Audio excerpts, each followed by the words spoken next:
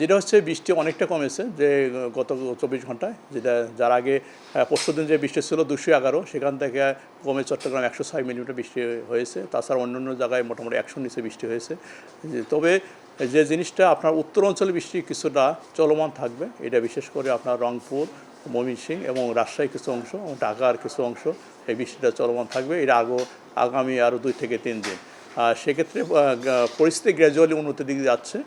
আর আমরা নদীতে 3 নম্বর যে স্থানীয় সতর্কতা সংকেত ছিল, এটা হয়তো আমরা আজকে তুলে ফেলবো। আর হেভি রেইনফলের ক্ষেত্রেও অনেকটা কমিয়ে দেবো। এক্ষেত্রে হয়তো আমরা রংপুর, ময়মনসিংহ, সিলেট এইসব জায়গায়, চট্টগ্রামেও এখনও কিছু বৃষ্টি হবে আগামী 24 ঘন্টায়, হয়তো সেক্ষেত্রে মাঝের ধরনের ভারী বর্ষণ এখন হতে পারে না। এখন হচ্ছে যেহেতু বৃষ্টি অত হবে না, এখন হচ্ছে হয়তো অল্প বৃষ্টি যদি কোনো কারণ হয় সেক্ষেত্রে ভিন্ন কথা। তবে বৃষ্টি যদি কমে যাচ্ছে, এটা জলাবদ্ধতাও কমে যাবে এবং এর সাথে ভূমিধস হওয়ার সম্ভাবনা অনেকটা কমে যাবে। হ্যাঁ, এটা হচ্ছে আমরা আগে থেকে বলছি যে 11-12 তারিখে পরে পরিস্থিতি অনেক উন্নতি হবে। এটা আমরা 4-5 দিন আগে থেকে বলতেছি। আমার গ্র্যাজুয়ালি গেলে আপনি আজকে ধরেন 10 তারিখ পরিস্থিতির অনেক উন্নতি হয়েছে, গ্র্যাজুয়ালি আগামীকাল পরশু যে আরও উন্নতি হবে। তবে এক্ষেত্রে একটু খেয়াল রাখতে হবে যে বিশেষ করে আমরা যেটা বললাম রংপুর, ময়মনসিংহ, এক্ষেত্রে একটু সময় নিতে পারে, কারণ পরে একটু শিফট করেছে মনসুন অ্যাক্সিস। যেটা এই সময় যে বৃষ্টিটা হয় মনসুন অ্যাক্সিসের সাথে অ্যালাইন করে, মনসুন অ্যাক্সিস যখন উত্তর দিক সরে যায়, দক্ষিণে বৃষ্টি কমে যায়, উত্তরে বৃষ্টি বেড়ে যায়। যেহেতু আগে দক্ষিণের দিকের প্রভাবটা ছিল, দক্ষিণে বৃষ্টি বেশি হয়েছে, এখন ওই শিফটটা হয়ে অনেকটা উত্তরের দিকে চলে যাচ্ছে। এক্ষেত্রে উত্তরে কিছু কিছু জায়গায় আপনার অতি ভারী বর্ষণ হতে পারে, এটাও বিশেষ করে রংপুর, ময়মনসিংহ ক্ষেত্রে না।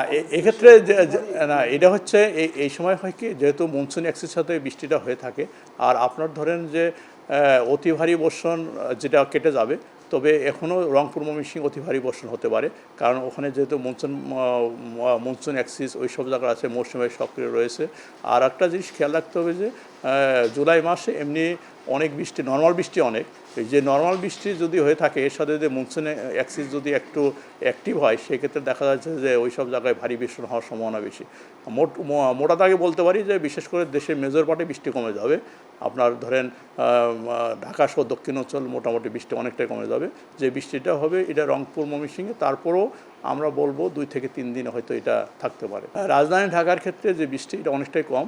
এটা হচ্ছে মৃদু থেকে মাঝারি হওয়ার, হালকা থেকে মাঝারি হওয়ার সম্ভাবনা বেশি। তবে এই সময় কিছুটা হয় কি, যেহেতু অ্যানামলি রেইনফল হয়, দেখা যাচ্ছে সেক্ষেত্রে হয়তো কোনো সময় 30, 40, 50 মিনিটের বৃষ্টি হতে পারে। যেমন আমরা যেটা ঢাকাতে যে গত পরশু দিন আমরা হেভি রেইনফল জারি করেছিলাম, কিন্তু দেখেন শুধু ঢাকা শহরে বৃষ্টি হয় নাই, ঢাকার আশেপাশে অনেক বৃষ্টি। টাঙ্গাইল হয়েছে 114, ফরিদপুর হয়েছে 100, টাঙ্গাইল, তারপর হচ্ছে মাদারীপুর। শুধু ঢাকার মাঝখান থেকে বৃষ্টি হয় নাই।